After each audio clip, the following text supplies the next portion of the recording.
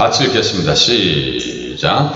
또 너희는 기도할 때 외식하는 자와 같이 하지 말라. 그들은 사람에게 보이려고 회당과 큰 거리 어귀에 서서 기도하기를 좋아하느니라. 내가 진실로 너희에게 이르노니 그들은 자기 상을 이미 받았느니라. 너는 기도할 때 내 골방에 들어가 문을 닫고 은밀한 중에 계신 네 아버지께 기도하라. 은밀한 중에 보시는 네 아버지께서 갚으시리라. 또 기도할 때 이방인과 같이 중언부언하지 말라. 그들은 말을 많이 하여야 들으실 줄 생각하느니라. 그러므로 그들을 본받지 말라. 구하기 전에 너희에게 있어야 할 것을 하나님 너희 아버지께서 아시느니라. 아멘. 천국 백성 제자 된 사람들의 새로운 생활에 있어서 이제 구제 생활에 이어서 기도 생활에 대해서 같이 알아봅니다.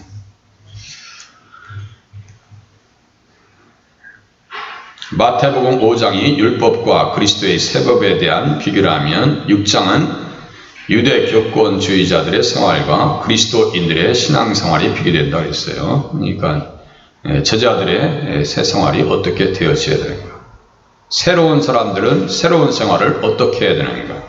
그래서 구제 생활에 대해서 지난주에 1절부터 4절까지 알아봤고, 기도 생활에 대해서 오늘 본문에 5절부터 8절 그리고 15절까지 상당히 깊이 있는 말씀인데, 그러니까 모든 말씀들이 예수님이 원본이에요.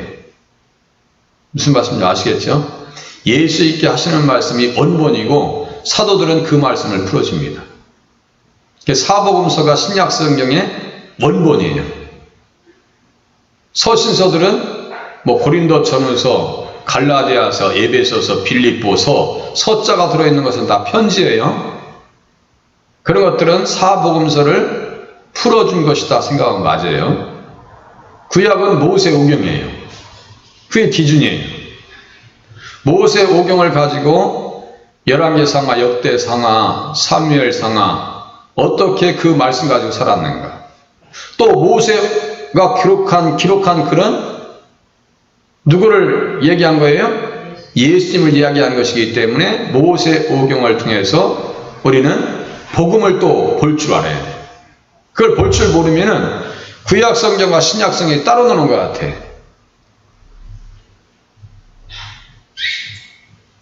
주객이 전도된단 말이에요. 아브라함은 열심히 얘기했는데 예수님이 빠져버린다. 그러면 연속국에서 볼 때 주인공을 보지 않은 연속국을 본 것 같아요. 영화를 볼 때도 주연이 항상 있죠, 그죠? 이순신 장군을 사극을 한다고 이순신 장군이 등장하지 않는 그 드라마 한 편이 어디 있어요? 다 이순신 장군이 항상 등장하죠, 그죠? 아브라함을 이야기해도, 다윗을 이야기해도 다 누구 때문에 그 사람들이 등장하고 있는 거예요, 성경에? 예수님 때문에 등장하고 있는 거예요. 그러니까 모세가 곧 내게 대하여 기록했느니라 라고 하시는 말씀을 이제는 좀 이해되시죠? 이제 이해가 되는 게 아니라 이제 확실하게 이해되시죠, 그죠? 확실하게. 또 금식 생활도 그렇고 물질 생활도 그렇고 이 구체적인 가르침을 주십니다. 마태복음 6장에서는. 그래서 세 가지는 신앙생활에 관한 것이고 마지막은 일상생활. 신앙생활과 일생생활이 조화되어야 한다고 했습니다. 그래서 선민 이스라엘의 신앙생활의 네 가지 규범은 구제와 기도와 금식과 11조다 이렇게 말씀드렸습니다. 네 가지는 구약의 성도들만 할 것이냐? 그것이 아니고 신약시대에도 모두가 실천해야 할 아름다운 덕목이다 그랬어요. 이를 사람 앞에서 외적인 수단으로 하지 말고 하나님 앞에서 해야 한다. 예수님은 그 자체를 금하신 것이 아니라 외적인 모양새를 수정해 주신 거예요. 사람들한테 보이지 않게 했으면 좋겠다. 사람들한테 기도하는 모습이 나오죠. 지금 바리새인과 세리와의 기도의 모습이 나와요. 그죠? 바리새인은 배도 나오고 어떻게 또 이렇게 그림을 잘 그리는지 몰라요. 네. 세리는 저러한 모습으로 이렇게 등장하면서 기도하는 모습이 이렇게 기록되어 있습니다. 자, 그래서 의를 행하는 것, 구제와 기도와 금식과 물질 생활은 아브라함의 자손들이 행해야 될 의무다 그랬어요. 아브라함의 자손에 대해서 우리는 육신적으로는 아브라함과 아무런 관계 없는데 무슨 또 얘기를 하는가 이렇게 얘기할 수 있어요. 그런데 믿음으로 말미암은 자들은 아브라함의 자손이다 그랬어요. 그러니까 우리의 조상은, 믿음의 조상은 누구예요? 예수님의 아브라함, 믿음의 조상 아브라함이라고 하셔야지. 아브라함. 자, 믿음으로 말미암은 자들은 아브라함의 자손이다. 갈라디아서 3장 7절이에요. 그러니까 이렇게 예민한 말씀들, 이 중요한 말씀들은 절대로 놓쳐버리면 안 돼요. 중요한 핵심적인 것. 그래서 또 하나님이 이방을 믿음으로 말미암아 의로 정하실 것을 성경이 미리 알고, 아브라함의 자손 되는 것은 혈통으로만 되는 것이 아니라 무엇으로 된다고요? 믿음으로. 무슨 말씀인지 아시겠죠? 믿음으로 된다. 이것을 꼭 깨달으셔야 됩니다. 믿음으로 아브라함의 자손이 된다.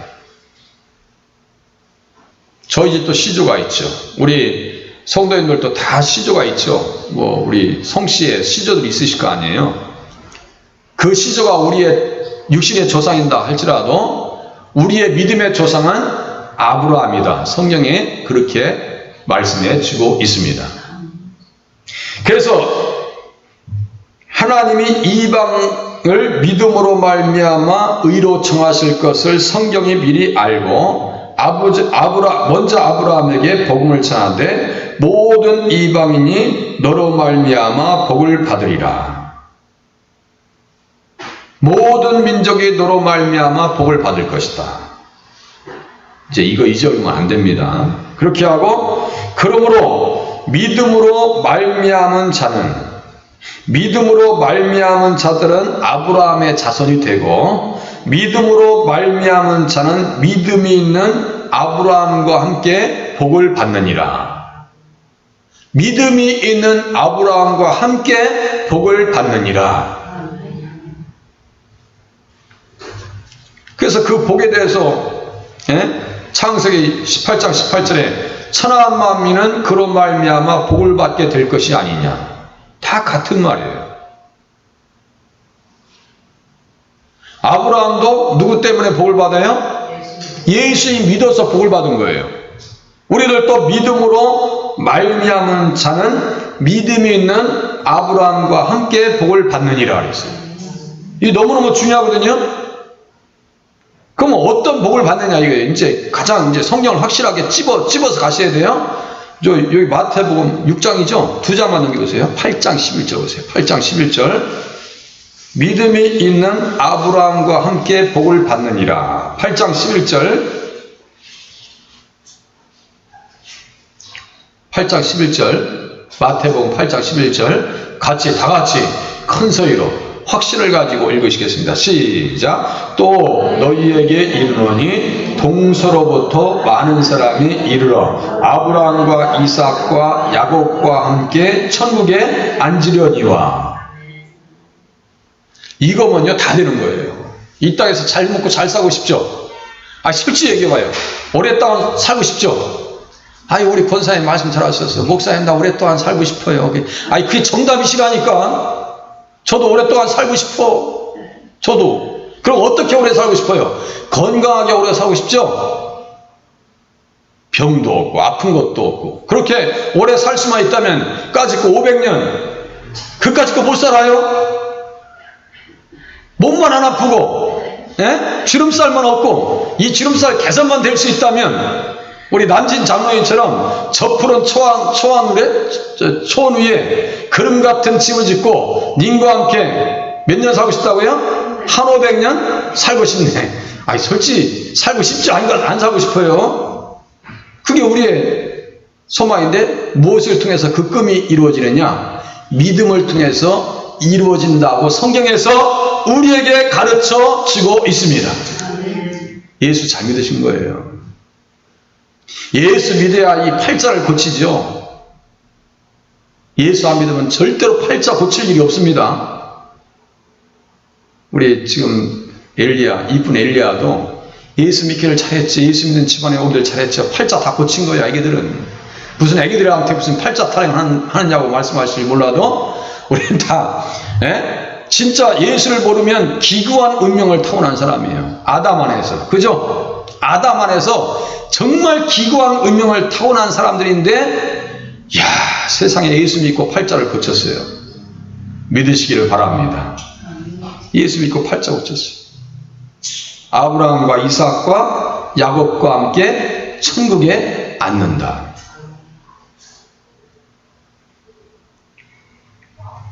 그래서 너희가 그리스도의 것이면 아브라함의 자손이요 약속대로 유업을 이을 자니라. 갈라디아서 3장 29절. 너희가 그리스도의 것이면 믿음으로 말미암아 우리는 마귀의 것이 아니고 마귀의 것이었던 삶에서 누구의 것으로 바뀌어요? 그리스도의 것으로 바뀝니다. 내 마음도 내 생각도 내 몸도 내 시간도 누구의 것이에요?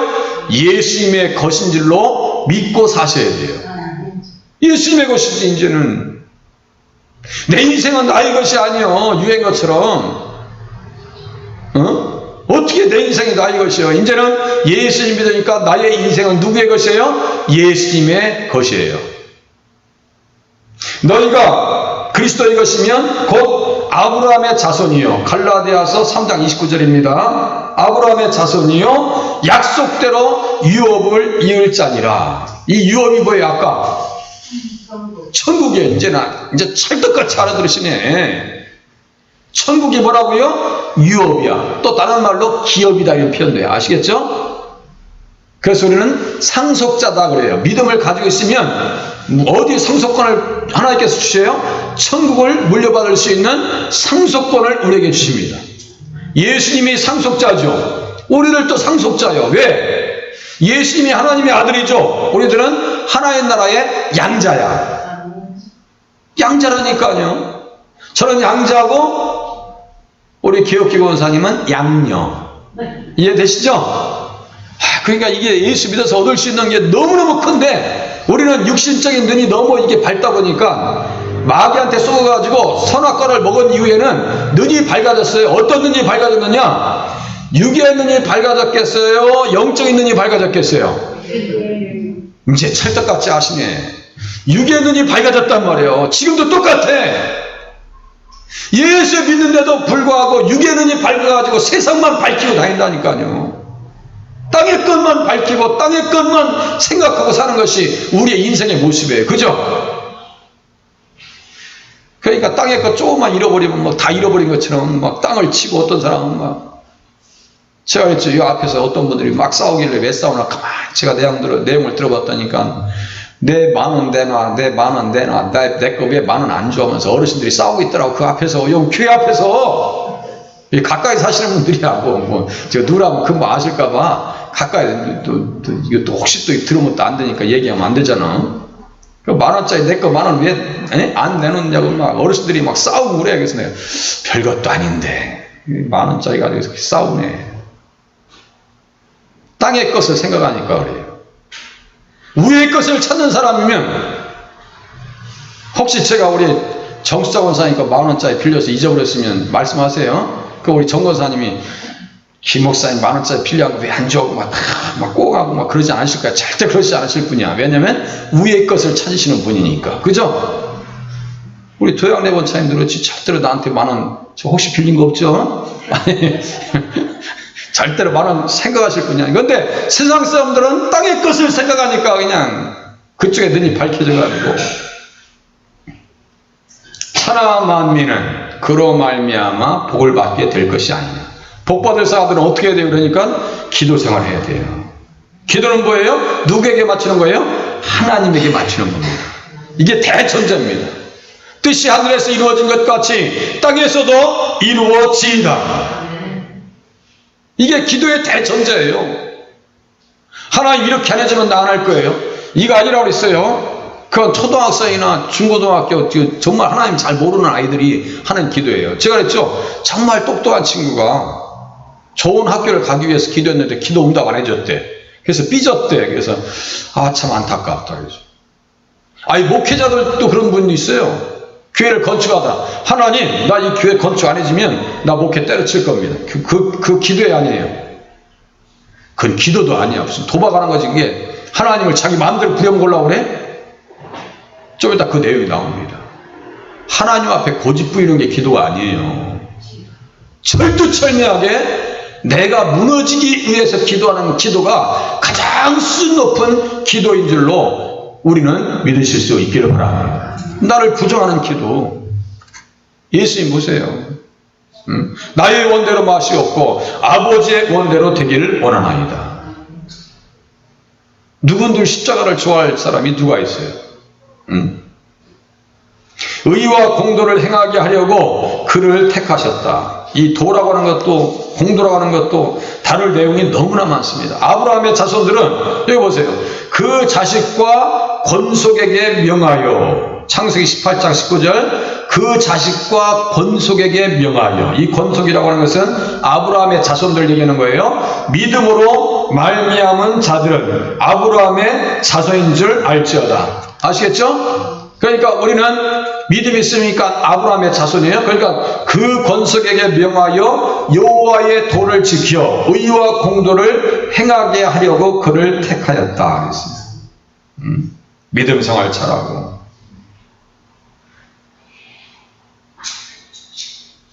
여호와의 도를 지켜. 그래서 주님의 길을 따라가는 의인들은, 주님께서 의인들의 길은 인정하신다 그랬어요. 의인들의 길은 인정하시나 악인들의 길은 망하리로다. 의인들의 길은 어떤 길일까요? 예수님을 따라가는 사람들.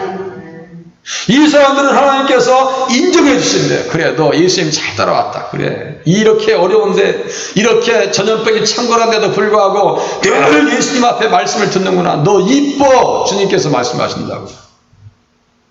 그런데 악인들의 길은 망하리로다.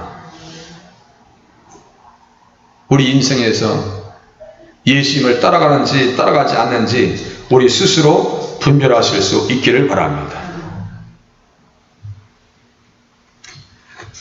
하나님께서 명하신 도를 떠나요? 이것은 십계명을 깨는 말씀입니다. 자, 신명기 9장 15절, 16절, 17절 보시겠습니다. 이런 부분들이요, 다 이게 엮여 있어요. 시줄과 날줄과 같이 하나님 말씀은 완벽하게 예수님 안에서 엮여 있습니다. 신명기 9장, 창세기, 출애굽기, 레위기, 민수기, 신명기, 여호수아, 그죠? 신명기 9장 15절. 성경책도 잘 찾으시네. 자, 보세요.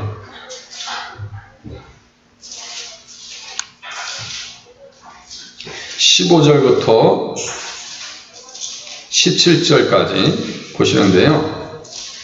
잘 보세요. 여기 16절 끝에 보면은 여호와께서 명령하신 도, 이렇게 써있죠? 여호와께서 명령하신 도, 이게 우리 길도자입니다. 길도자 아시겠죠? 아까 여호와의 도, 여기는 뭐라 했어요? 여호와께서 명령하신 도, 이 길도자입니다. 이 길도자예요. 도를 빨리 떠났다 그랬어요. 빨리 떠났어. 그러니까 어떻게 떠났어요? 여기 16절에 답이 나왔나요? 어떻게 떠났어요, 이 사람들이? 여호와께서 명령하신 도를 어떻게 떠났어요? 범죄했는데 어떤 범죄예요? 우상을 섬겼잖아요, 그죠? 너는 내 앞에 우상을 섬기지 말라. 그러면 10계명에 제 몇 계명이냐? 제 2계명. 너를 위하여 새긴 우상을 만들지 말라. 그렇죠? 그래서 여호와께서 명령하신 도는 10계명의 말씀이에요. 그죠? 그래서 예수 믿는 사람들은 반드시 10계명을 가슴에 품어야 됩니다. 아예 식탁에다 아예 붙여놓으세요. 아니면 현관에다가 크게 인쇄해서 붙여놓으세요. 아주 썬팅을 해가지고 붙여놓으세요. 10계명만 제대로 알아도 곁길로 가지 않습니다. 하나님과의 관계에서, 사람과의 관계에서 실수하지 않습니다. 10계명만 제대로 알아요. 그러니까 자, 여호와께서 명령하신 도를 빨리 떠나니까 언약의 두 돌판이 깨졌나요, 안 깨졌나요? 여기 써 있죠? 자, 그러면 15절부터 17절까지, 자, 15절부터 17절까지, 신명기 9장 15절에서 17절까지 같이 읽으시겠습니다. 시작. 내가 돌이켜 산에서 내려오는데 산에는 불이 붙었고 언약의 두 돌판은 내 두 손에 있었느니라. 내가 본즉 너희가 너희 하나님 여호와께 범죄하여 자기를 위하여 송아지를 부어 만들어서 여호와께서 명령하신 돌을 빨리 떠났기로 내가 그 두 돌판을 내 두 손으로 들어 던져 너희 목전에서 깨뜨렸노라. 십계명을 깨니까 뭐가 깨졌어요? 언약의 두 돌판이 깨졌다. 이게 출애굽기 32장에 나오는 금송아지 사건입니다.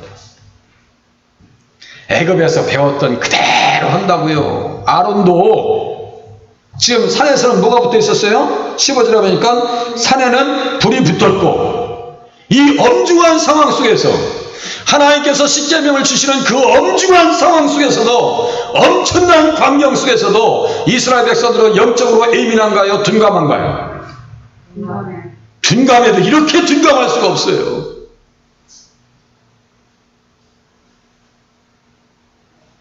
예수 믿는다고 하는 것은, 예수님을 따른다고 하는 것은 십계명을 따른다는 말씀과 같습니다. 그러니까 계명과 믿음은 분리된 개념이 아니고 하나다. 아시겠죠? 하나예요, 하나.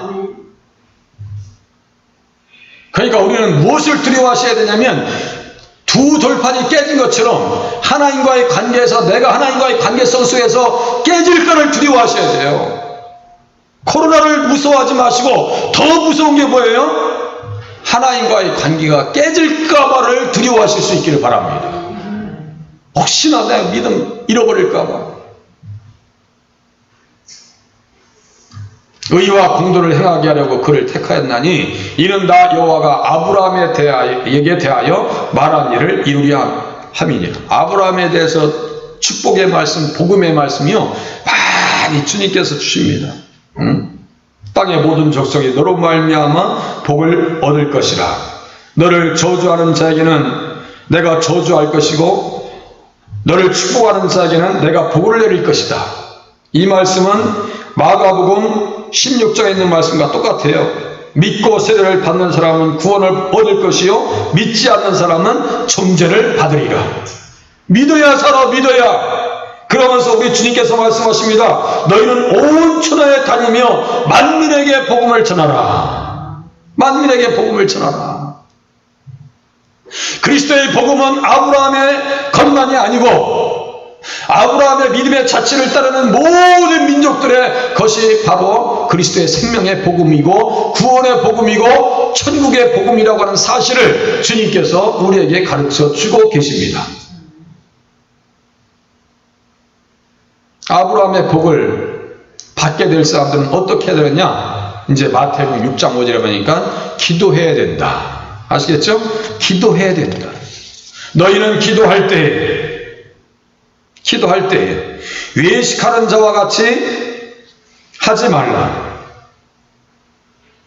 그들은 사람에게 보이려고 회당과 큰 거리 어귀에 서서 기도하기를 좋아하느니라. 내가 진실로 너희에게 이르노니 그들은 자기 상을 이미 받았느니라. 외식한다고 하는 것은요, 연기한다는 거예요. 위선자입니다. 우리 주님께서는요, 모든 죄들을 실토하면서 오는 자들을 다 품어주십니다. 그런데 위선자들은 가장 싫어하십니다. 믿는 척하는 것, 진실한 척하는 것.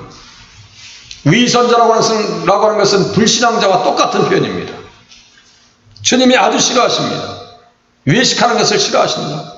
솔직한 것을 좋아하십니다. 자, 기도의 골방.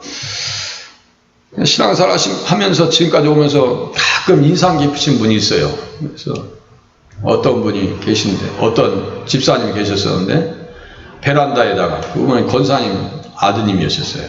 네. 베란다에다가 기도의 장소를 다 꾸며놨다고 그래요. 제가 가서 보지는 않았어요. 근데 어려움이 있을 때 그 자리에 무릎 꿇고 기도한대요. 그것도 참 지혜로운 방법이에요. 또 지혜로운 방법은 뭘까요? 새벽에 지속적으로 나오시는 거예요. 예수 믿을 때 독하게 믿으셔야 돼요. 아주 독하게 믿으셔야 돼요. 자기에 대해서 너무나 관대하면 안 돼요. 자기에 대해서는 냉정하시고 다른 사람에 대해서는 과분해지실 수 있기를 바랍니다. 외유내강 들어보셨잖아요. 다른 사람들에 대해서는 마음껏 자비를 베풀 수 있는 자리. 반대로 내 자신에 대해서는 아주 차고올 정도로 냉정한 사람이 되셔야 됩니다. 그래야 신앙생활을 잘 할 수 있어요.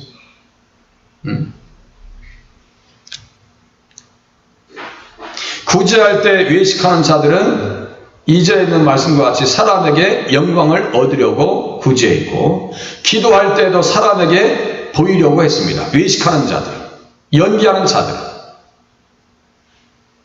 5절에 보시면 그들은 회당과 큰 거리 어귀에 서서 기도하기를 좋아했다 그랬어요. 사통팔달의 큰 도로 번화가에서 기도하는 것을 바리새인들은 즐겼습니다. 하나님 앞에 서는 것이 아니라 사람 앞에 보이기 위한 것입니다. 랍비들은 검정 복장을 하고 사거리 길 가운데서 두 손을 번쩍 들고 기도할 때 감탄을 금할 수가 없었습니다. 그래서 자기를 의롭다고 하는 믿고 다른 사람을 멸시하는 자들에게 이 비유로 말씀하시되, 두 사람이 기도하러 성전에 올라가니 하나는 바리새인이요 하나는 세리라. 바리새인은요 서서 따로 기도하면서 말합니다. 하나님이여, 나는 다른 사람들 곧 토색, 불의, 간음을 하는 자들과 같지 아니하고 이 세리와 같지 아니함을 감사하나이다. 기도는요 상대적으로 하는 것이 아닙니다. 절대적인 관계성 속에서 기도하셔야 됩니다. 하나님과의 나의 관계를 들여다보면서 기도하면요, 나는 큰 죄인입니다. 큰 죄인이에요. 사람들을 비교하면 안 돼요. 교회 다니시면서 어떤 권사님, 어떤 집사님, 어떤 성도님들을 비교하면서 기도하시면 그것은 어리석은 기도입니다. 절대적인 관계성 속에서 기도해야 돼요.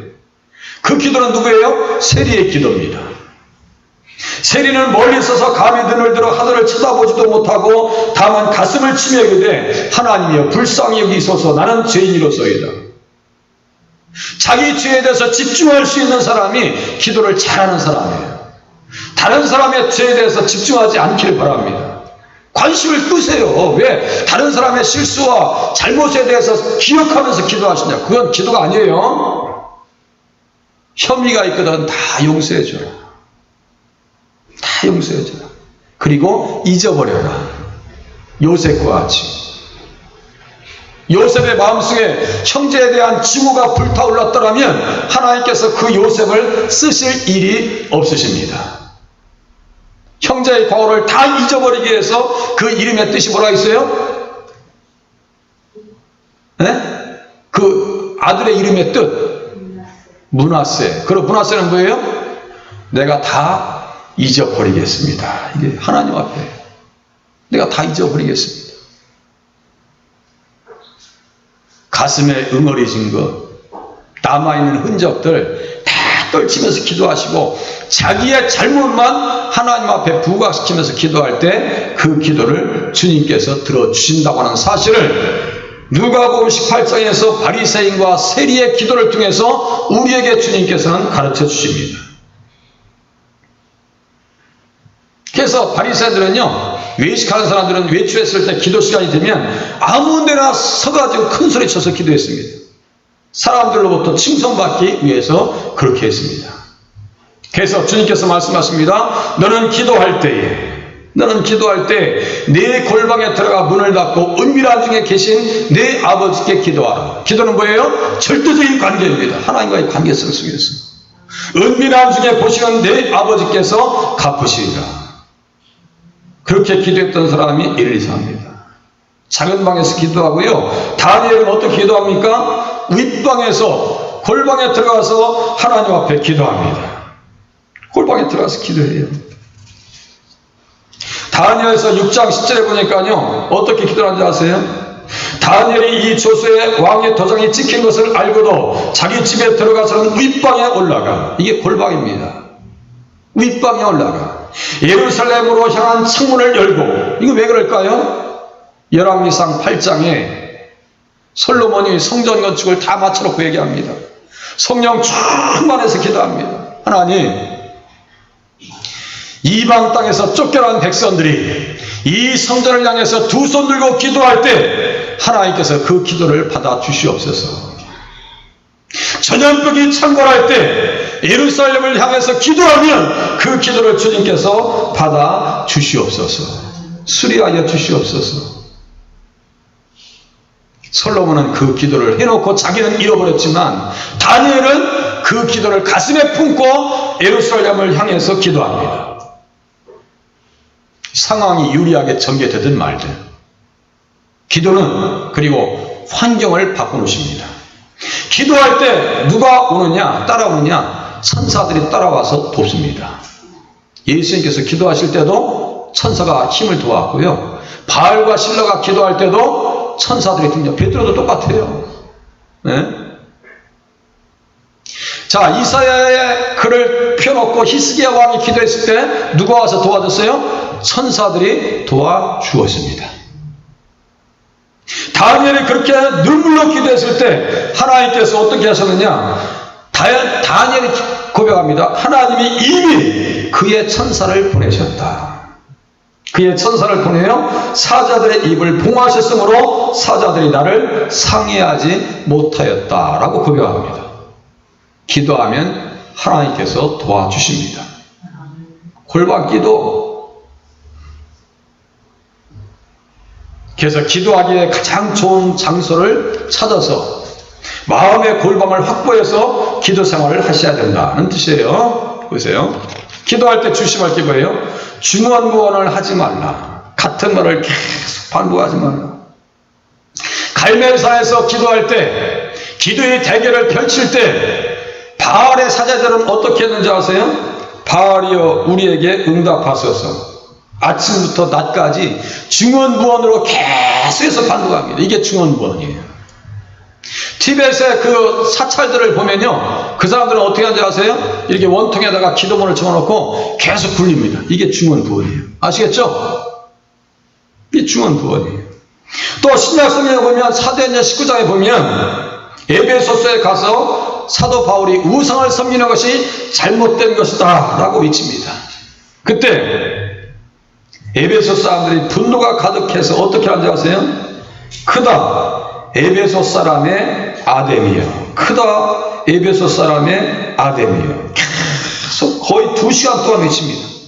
이게 중언부언입니다.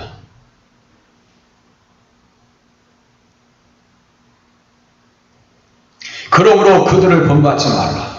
구하기 전에 너희에게 있어야 할 것을 하나님 너희 아버지께서 아시느니라. 이제 다 끝났어요. 기도는 창조자 하나님께 드리는 언어이기에 순화된 최고의 존칭어가 사용되어져야 합니다. 아시겠죠? 기도하실 때는 극존칭의 언어를 쓰셔야 돼요. 기도의 언어도 조절하셔야 돼요. 앙탈 부리지 말고 피조물 된 자임을 깨닫고 주님 앞에 기도하셔야 됩니다. 그래서 전도서에서 우리에게 가르쳐 줍니다. 전도서 5장 2절에 보니까요, 한번 보세요. 전도서 5장 2절, 전도서 5장 2절 한번 보세요. 전도서 5장 2절.